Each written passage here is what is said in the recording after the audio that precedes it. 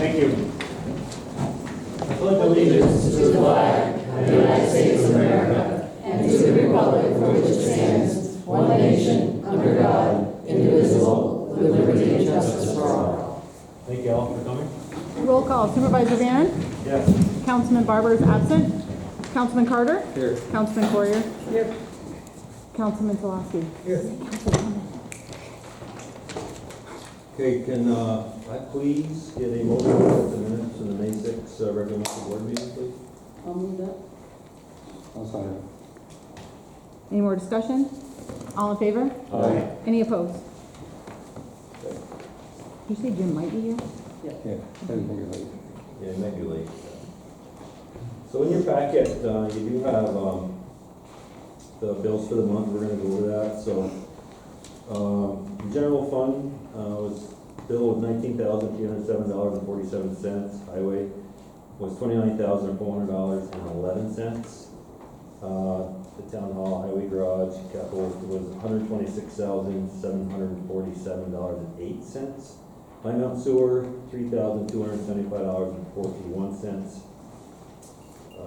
Dan Moore sewer, $205.63. Line Mountain Water District, $1,070.50.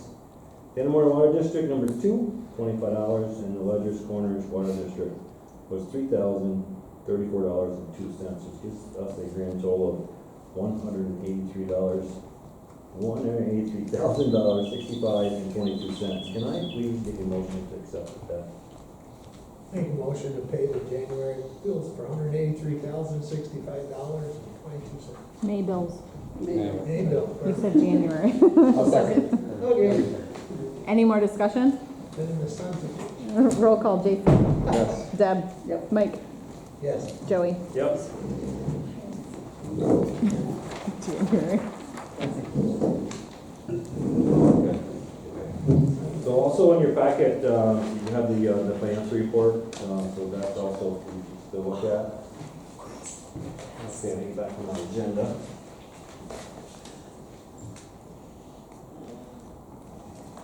All right, so we do have a couple people addressing the board tonight. And I think you're gonna find, actually, Brett Wismet is the Aquatic Invasive Species Program Director.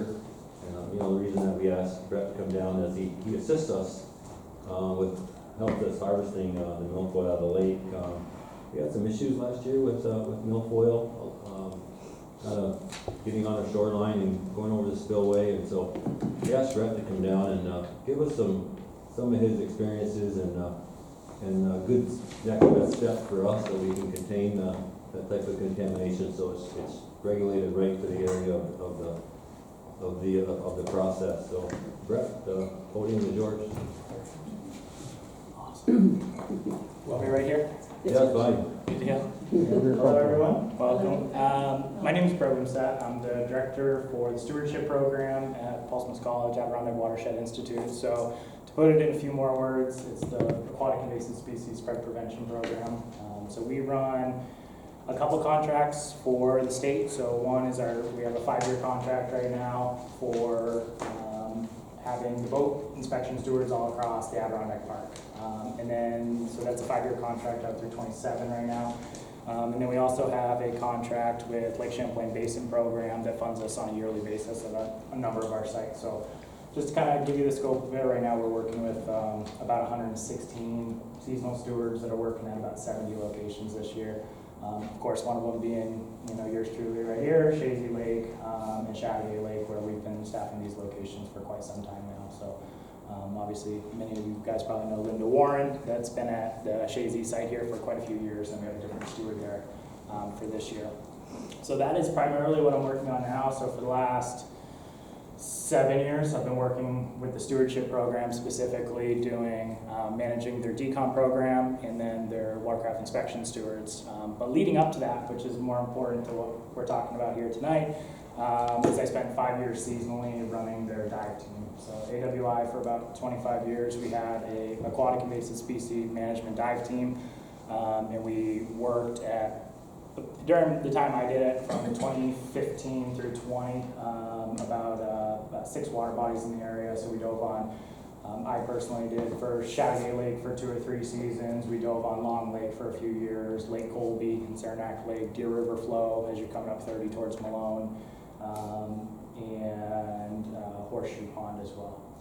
And so through doing most of that was all hand harvesting, so it's not the dash system that I know is some of the work that's going on right now at Chazy.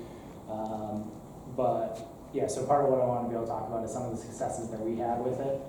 And outside of just the hand harvesting, I also worked for a company in New Hampshire for a couple months, one of the transitional years that I had, which was a dash system, diver assisted suction harvesting. So I have had experience with both of those. So quick run through of what we had for a dive team that worked well for us. So we ran one singular team to manage these contracts. So we had a 5-person dive team. One was assigned as the position that we referred to as a topwater, which was a non-diver for us. It was someone that manned the boat, manned the equipment, and assisted the divers in the water. And then we had 4 divers, certified divers.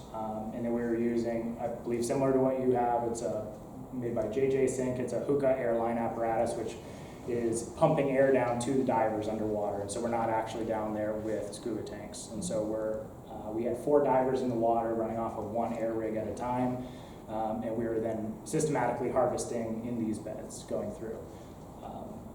And so I know one of the main concerns right now with Chazy is fragmentation. And that is one of the #1 concerns, because you can be as effective as you possibly can with your hand harvesting.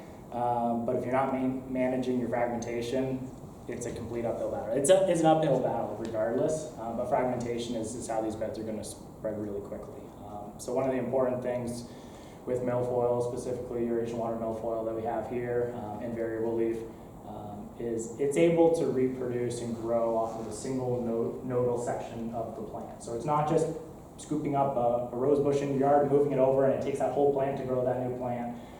It's like that clippings version, where if you have a clipping of that branch with one nodal whorl on it, that in itself is able to create a new plant. So whether a diver is disturbing it and breaks off a plant, or a boat propeller comes through, each one of those fragments can then take off, float down the lake, and then root and create a new plant. So that's the concern with it. And it actually happens really quickly. We would see it with diving. We'd go in on a Monday, break off fragmentation, and then you come back later on that week as you're still diving that bed, and we're already finding those fragmentations dropping rootlets. So it's a really quick process. And part of it, a lot of these aquatic plants, they're buoyant, so they want to go up to the surface. They have trapped air cells within their structure, and so when they break off, they float up to the surface. That's how they can work their way down the lake, but eventually they do come waterlogged, those cells filled in with water, they drop to the bottom, and then that's when they can start to establish that new plant. So managing that fragmentation is a really important piece. So without a doubt, there's a piece of it that's the diver's responsibility, that's the team responsibility, and you're going to have fragmentation. There's no way, whether it's diver-assisted suction harvesting or hand removal, or benthic barrier matting, which is another method that we also use to manage variable leaf milfoil and curly leaf and Eurasian water milfoil in this area. Any way that you do it, you're going to have fragmentation. So one of the things that we did is, so for our topwater position, they were then collecting fragmentation the entire time, but we were down in the bottom as well. But then after we completed each dive, which each dive ranged from an hour to 3 hours, we then carried pool skimmers with us, which turned out to be one of the best things for us to be able to collect this, because many times it's relatively contained. It's not like you're freeing some animal that's going to just run away from you. It floats there, it kind of stays stagnant within the area that you're harvesting. We would then go around with these 15 or 20 foot pool skimmers with the flatheads on it, and then we would spend sometimes just as much time as we did underwater on the surface, going around and just gridding the area that we were in, collecting all of those fragmentations that were floating on the surface. Of course, windy days are something that you got to contend with, because as those plants start to drift, you need to kind of work with it.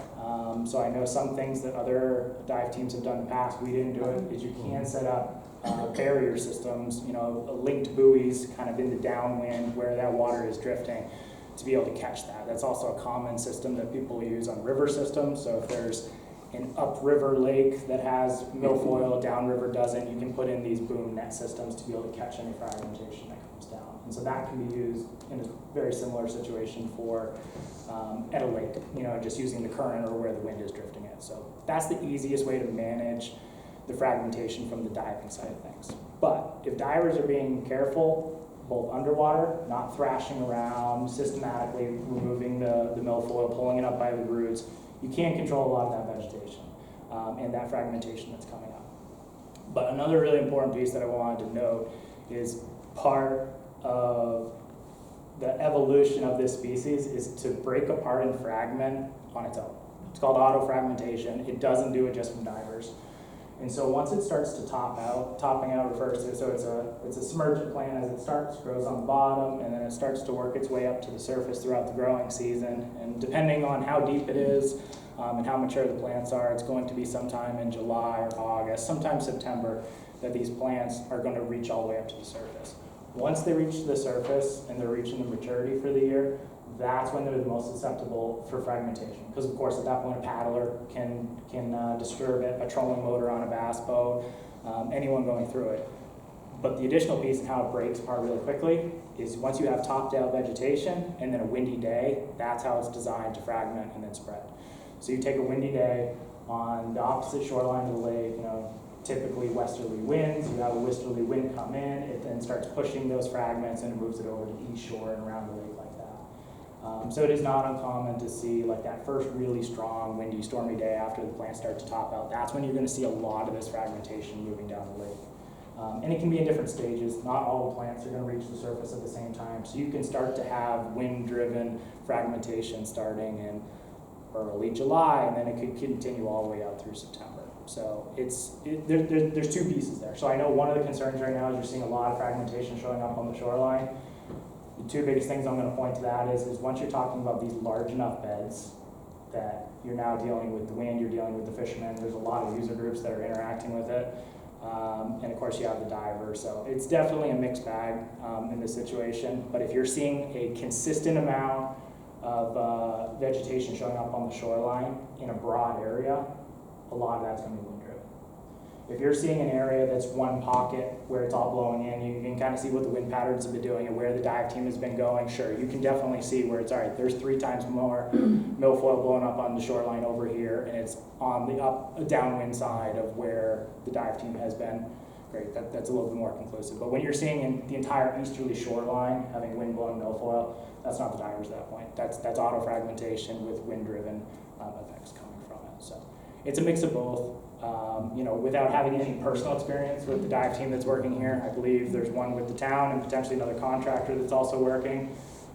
Without a doubt, they have a piece in making sure that it doesn't spread more and how they can manage it and keep up with that fragmentation and actively, if you go in the water for 2 hours, you come back up, depending on how thick these beds are. I mean, there was many times where we were spending an hour, 2 hours before lunch collecting fragmentation on the surface. From the boat with the skimmer, Brett? Yeah. Okay. Yep, yeah, exactly. So our top water position, who's the non-diver, they support us in the water with a kayak. And so they would follow us around, take the milfoil bags. Once we fill a 30-pound bag of milfoil, that would go on the kayak, go back to the boat, and the top water would keep swapping out bags. That whole time they then had a mini skimmer, and they're collecting fragmentation as they're going around. And so in like lower density beds, we might be underwater for 20, 30 minutes without filling a bag. That whole time, the top water is out there collecting surface fragmentation. And then other days, it might be less of a focus then, and then more once we get on the boat. Our topwater person stays, we only have 2 divers at a time. Yeah. Our topwater person stays on the boat. Yeah. Would skimming from the boat with 20, 15 foot, It does make a Pole big make a difference, difference? particularly Okay. if you then position that boat downwind. Because the fragmentation is always going to go downwind wherever Of it's course, drifting. And so if you of can course. position the boat there, that's helpful Yeah. for that. But otherwise, just after the fact, after you're done Yeah. diving, being able to go through there. okay. Collect on the surface and stuff. So that's the main part that I wanted to share. And so I'm happy to take any questions and move this in any direction that people might have questions for. I think most of our problem is boat traffic. Yeah. It's not the girls, because the girls do a job that's been wonderful. Sure. And they've been pulling it out of there like hell. But there's boaters that go in these bays and places that are marked and buoyed, and people don't pay attention. Yeah, public interaction is a big piece to it, and it's like, that's a tough one in itself, because of course you have, I mean, I'm trying to think now.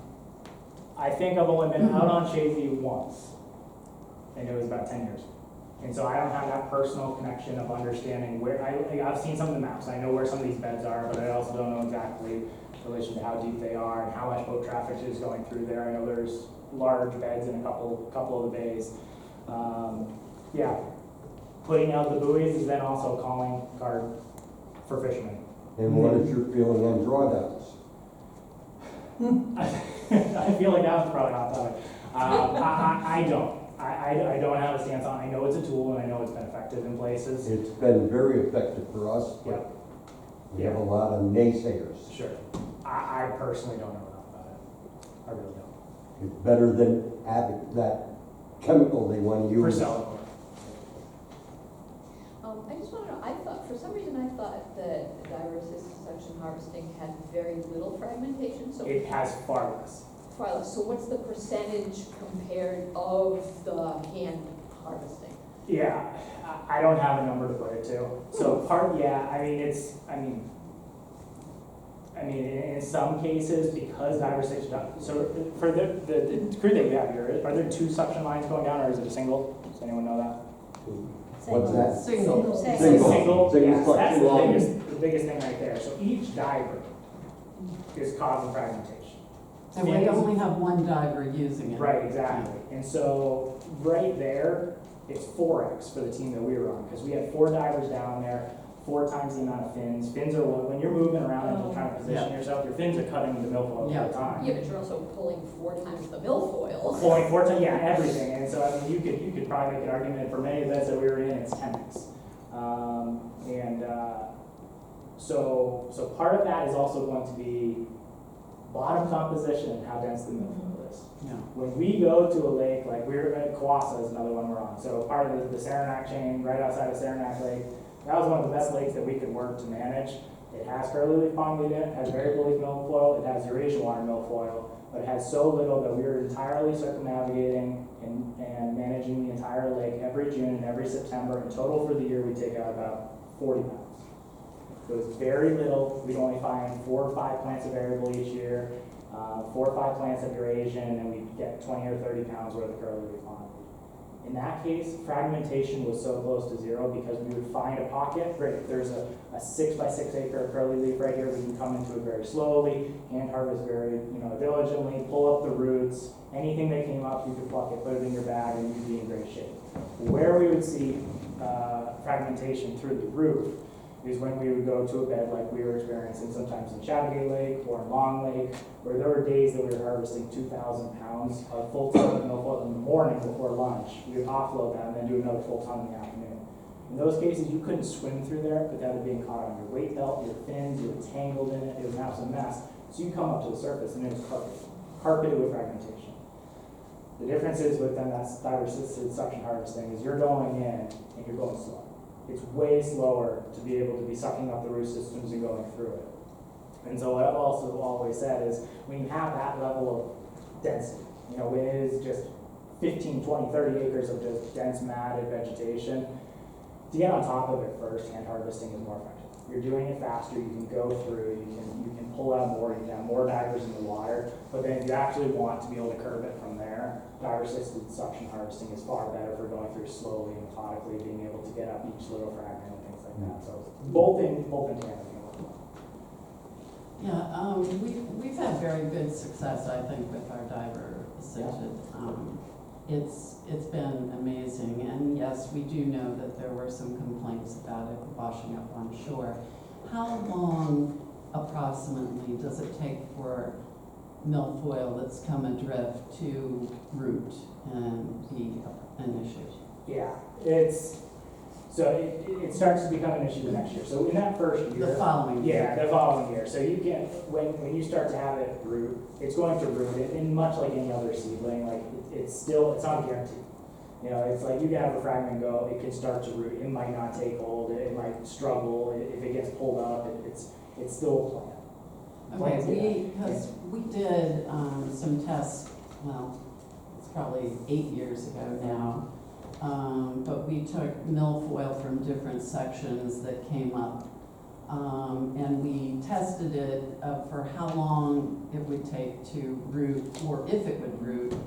And we put it in water, we babied it, we put it in the sun, we did a lot.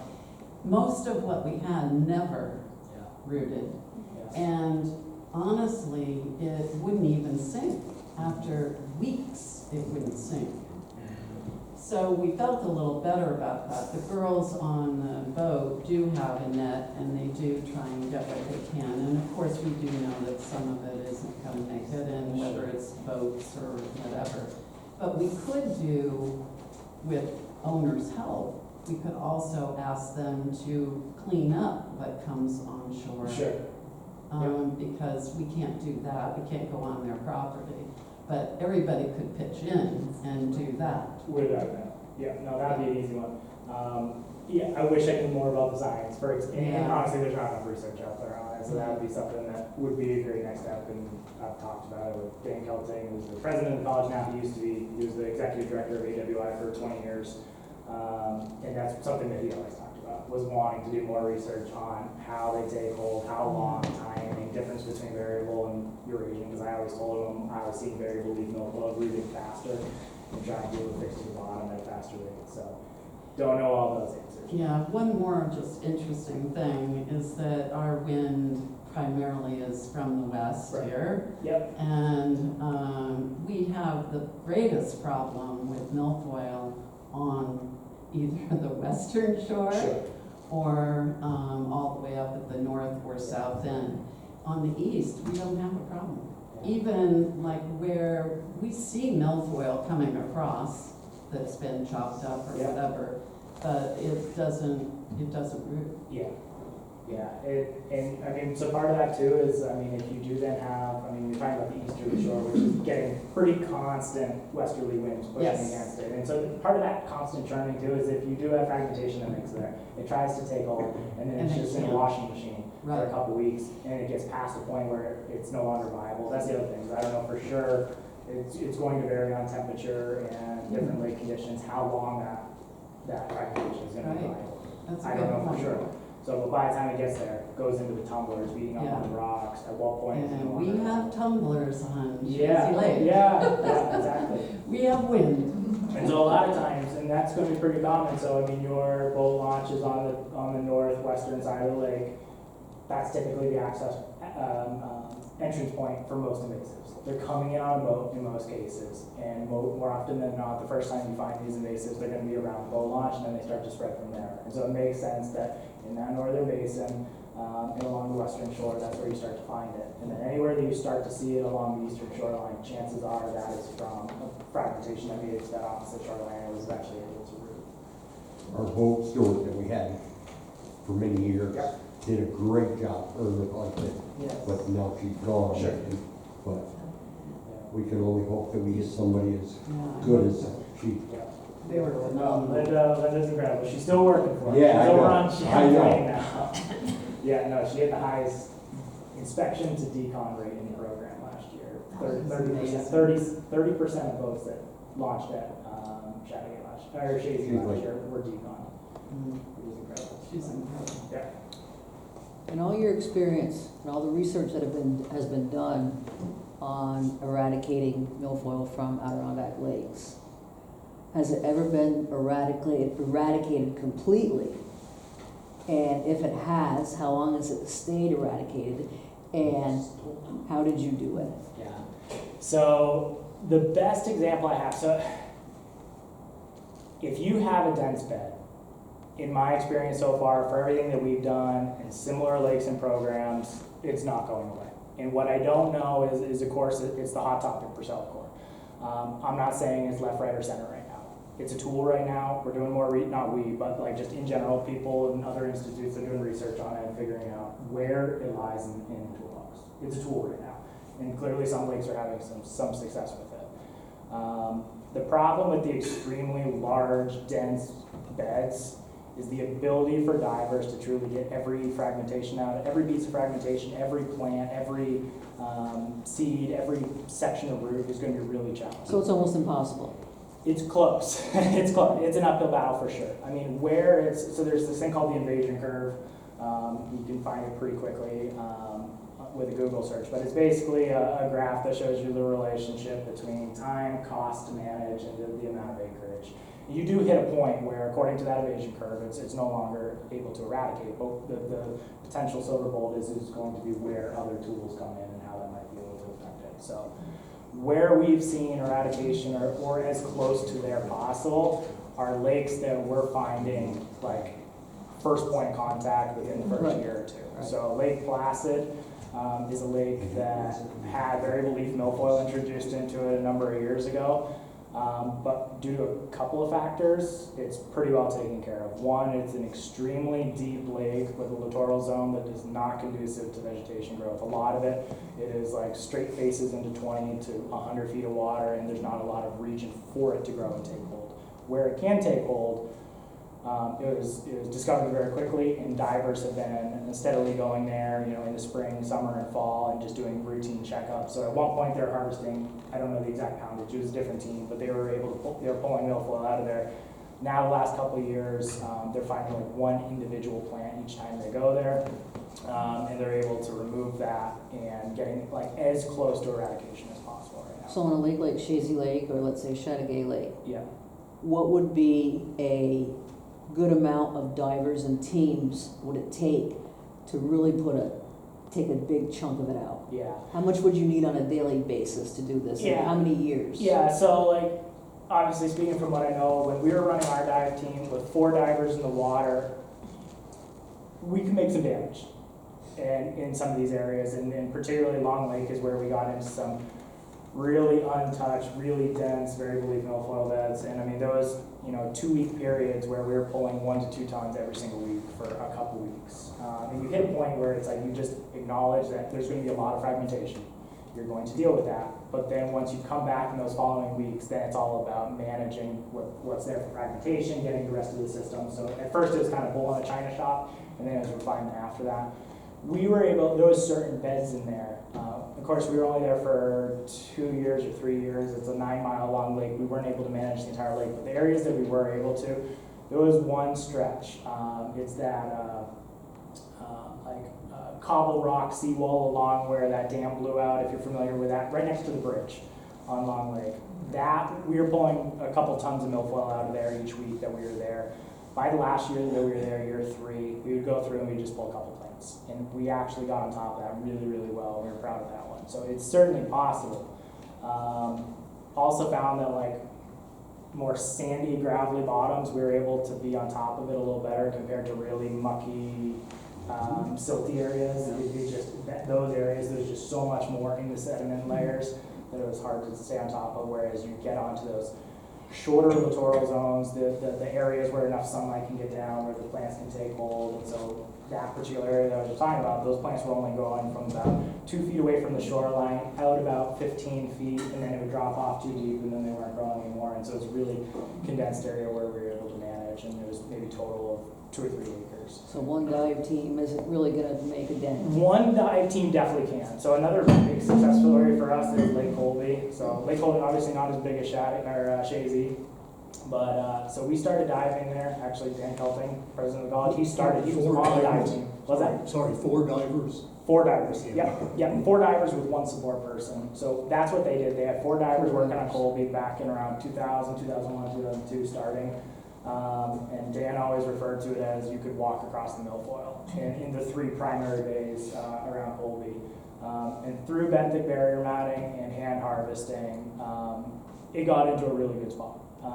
And so I then continued to dive there 2015 through 19, and drastically different situation. So I'd say in general, dive team management, yes, to get on top of it, it's going to be 10, 15 weeks of diving throughout the summer, heavy work, and then the goal would be is that you can go from these intense work seasons to kind of check-ins, which is like somewhat of what some of these other lakes are doing.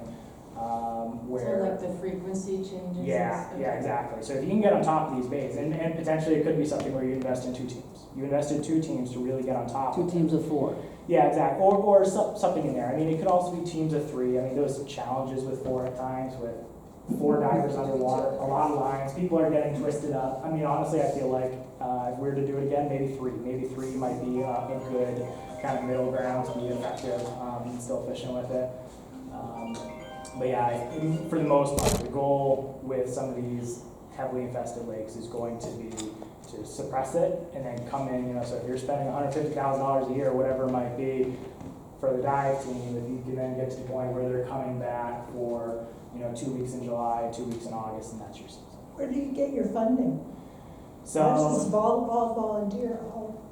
Yeah, no, I hear you. So, Lake Champlain Basin Program has funding. We didn't go through them at the time, but they have a lot of funding available for a number of different projects, everything from harmful algal blooms to invasive species. Right now, they're funding 5 of our stewards this year within the Champlain Basin.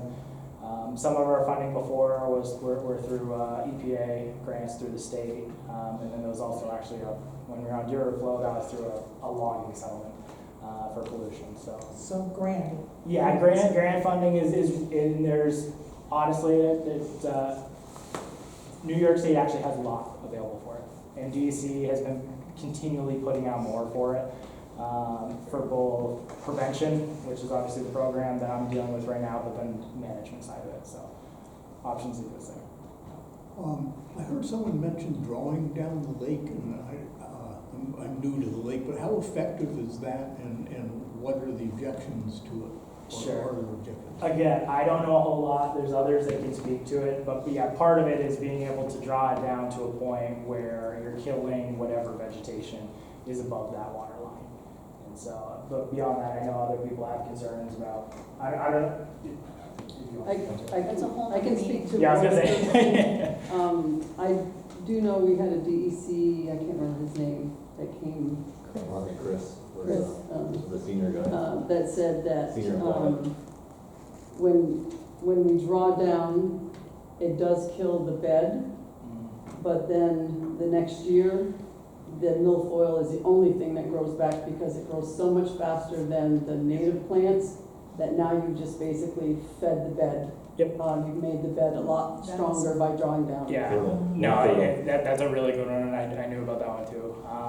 So yeah, it's that's the nature of an invasive species. Typically, they outcompete what's native. So that is the biggest thing, and which is why we ended up getting away from benthic barrier matting. So benthic barrier matting is a technique where basically you're putting down a big giant black tarp, kind of like a construction or landscaping fabric, kind of that black material.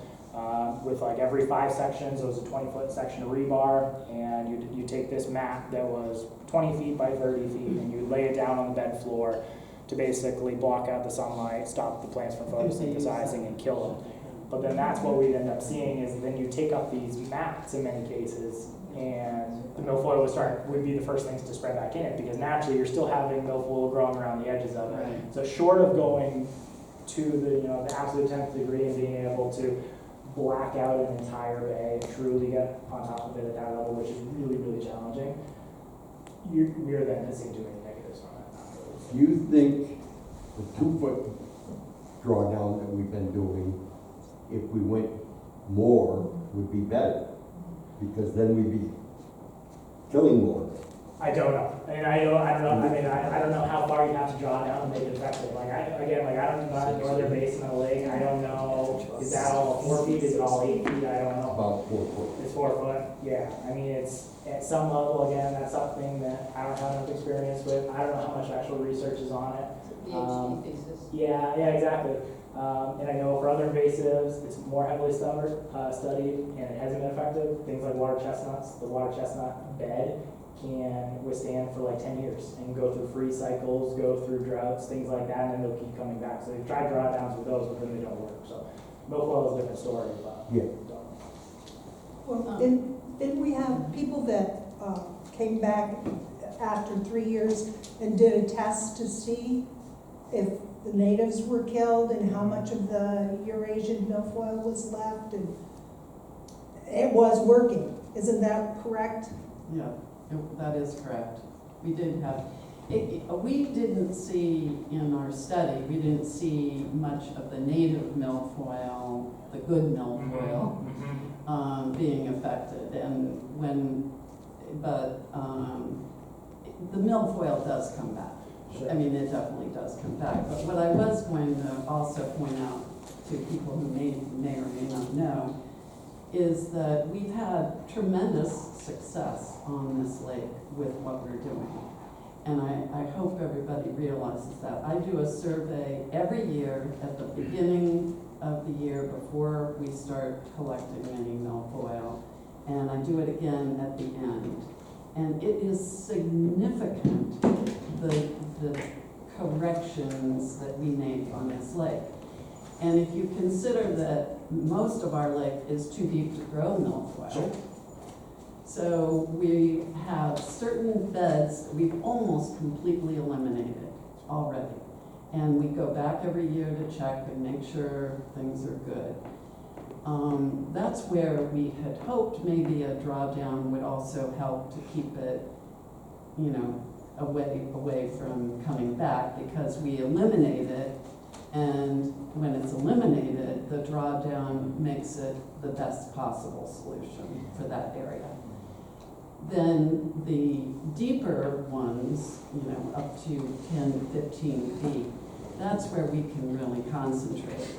And our approach is always to identify the area with buoys, which we always do, and then we try and tackle it from the edge. So we're not, you know, we have one diver at a time, they're not kicking through everything.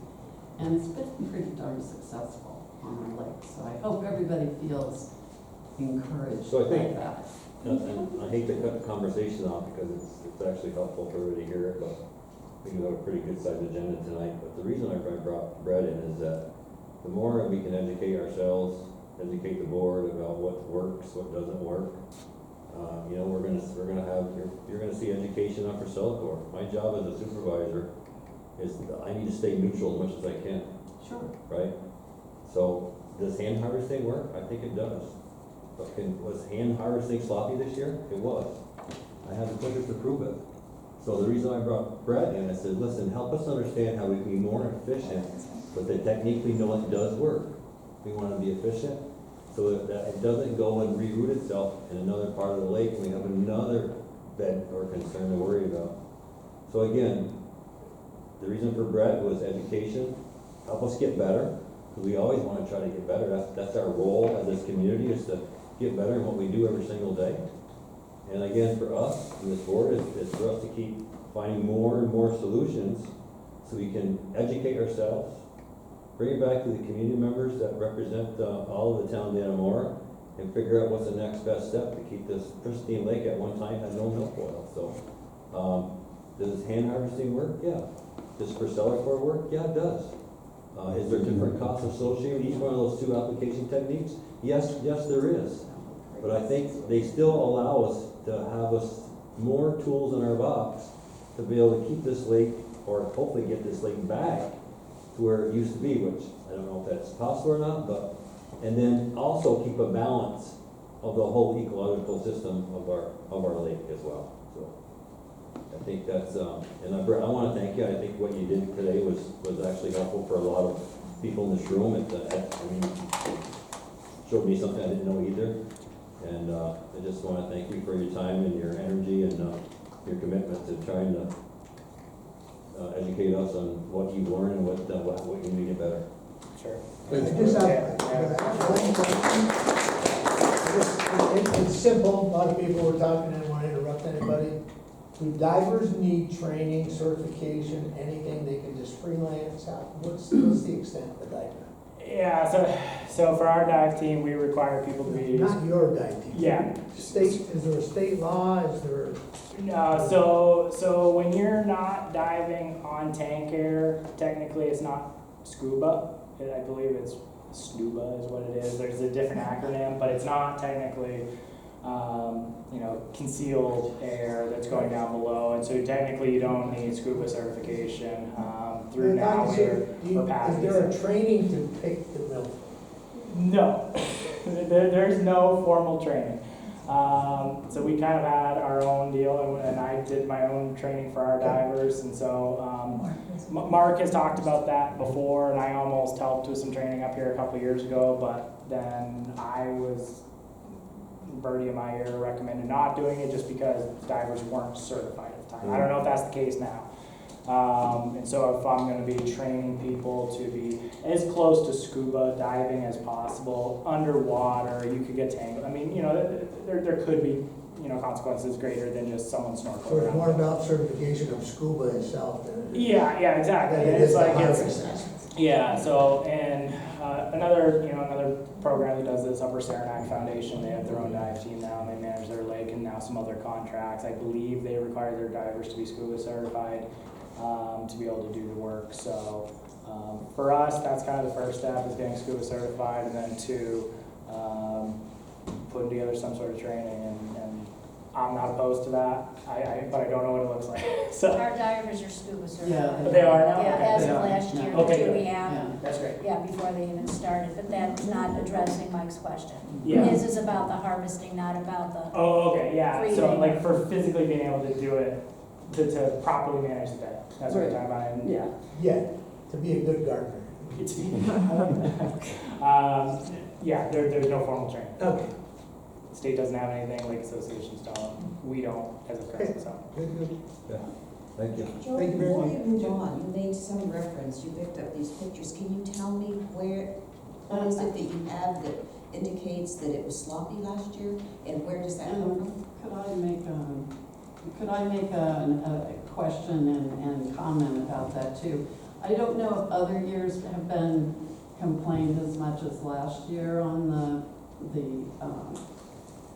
shoreline, but I will say, last year was the worst early growing season we'd ever had. By the time the divers started, which is typically first or second week of June, it was already up at the top. They normally get two And barrels. normally it's like 5 feet that time, and this was already, so I don't know if the year before you also got complaints, and I'm sure No. you get some. So- Last year was really, the boat traffic already chopped it up even before the girls got there, and really, no kidding, it was already to the Yeah, surface. so to answer your question, I appreciate your Yeah. question, and, no, so the pictures, listen, pictures speak a thousand words, and most of these pictures were taken by our dam monitor, Denise Fortan, and it was right after the harvesting. Actually, as they. They're harvesting out in front of the dam, and the rocks are just getting covered. Yeah, And it was going down the spillway, down the river, and it's growing in the river. Okay. so, I mean, the reason, so that's the main reason I asked Brett to come, listen, educate us, Brett. We wanna do the best job we can without spreading it further in the rest of our lake, so, I think this was a good session for us tonight to hear Brett speak, but this, I think last year should be a learning event for us, because we got a ton of it. You can look at these pictures, they're all over the shoreline. And it went over the spillway, we can show you it went over the spillway, down into the throat of the river, so, listen, it's all about Yeah. making us better to do a better job the following year. And we'll speak to the divers too. I appreciate The that. same And divers. I think Brett's recommendations that we gotta be more understanding and more critical of when the diver's in the bottom, that person on the top, maybe we have one or two on kayaks that are skimming, right? So we just gotta figure out how we can limit that amount of debris that gets away from the diving Because area. that's where it was, where that bed that's in front of the dam. Maybe we can do a It's- dam, it's but a we whole- can't do the dam, we need the So- board to help us with things like that. We can't, there's only so much we can do. So I totally get it. So, yeah, but I Like I think said, I'm that's a trying to great stay neutral idea in to this thing. have that, Yeah, I so think we it'd just, be like I said, we wonderful. need to grow and get better and Yeah. just pull together and not Yeah. have a one side this, one side that. Let's come in as a No, I think that'd be as a community super. and figure this out, because I'd love to get this lake cleaned up, and, we're watching a lot of good other lakes that, a lot of people here may not believe Sellicor can be a weapon in our toolbox, but it's working in other Where are you ways. gonna get the money, Joey? But excuse me? Where are you gonna get the money for that? Well, I think that's something that you look at. I mean, we need to do some studies. Part of my job as your new supervisor is let's take on some studies, understand this, what's the total cost. We got a perfect next door neighbor expert, Mary Johnson, that can guide us along this entire process, so. They did the hard work, actually Chateau Lake did the hard work because they found how to do the permitting and how to do all of that and all the studies that are required, and so they've basically done a check sheet on exactly how to get to that point, but there's a lot of studies that have to be done first, Plus grant. and then there's grants out there. And it's education. I know we're gonna have more and more of these sessions. I'm telling you, I'm a very transparent individual. What I get to know, I'm gonna share it with y'all. And you know, I'm having community outreach supervisor meetings. I've had 2 so far this year. So I'm trying to get to the public and say, listen, here's what's going on in the town of Dannemora. Listen, I'm ecstatic about this room tonight. Yeah. I wish I could have every month. But you know what I had last month? I had 4. Wait, was this At us? my town village meeting I had on the 28th, I had 15 show up for that. They just want to know what's going on. And my job is to share that. So you never had a supervisor that anywhere in the town, anywhere near, that I've known, that goes out to the community and says, hey, what's on your mind? Because we're not hearing it at the board meeting. What's on your mind? I need to know. My board wants to know. Because we want to be efficient for you. Right? That's our job. That's why you elected us, to be efficient for you. But the only way I can do it is through knowledge. So are you considering a drawdown? Are you thinking about that? Not right now, no. I'm gonna be honest with you, no. Why? And Why? we're based as, hang on, I'll answer your question. It's barely being based on what DEC is recommending for us. Well, Plus, we also have some damage on the dam that was caused by ice scour. I thought that was supposed to get fixed last year. Because the grant got denied. Fixed or not, the drawdown caused the damage. Yeah, when you lower I don't the think water, so. the ice hits on the bottom of the dam, and we see scouring underneath the cement wall that is exposing the dam to, I mean, it's not a dangerous dam, it's not anywhere close to being breaching because it has earth behind it, but we do get dinged from the DEC when they come and inspect that dam, and they couldn't figure out how that ice scour happened so low on the dam, and it's like, oh, because we lower the lake. And they're like, you're destroying your dam by having the ice at the bottom of the dam wall. It's going underneath the dam wall and basically eating the ground out from underneath it and breaking up the concrete. So that, to answer your question, and the grant, we tried to get a grant for that, to repair that, and the grant failed. And we have a fantastic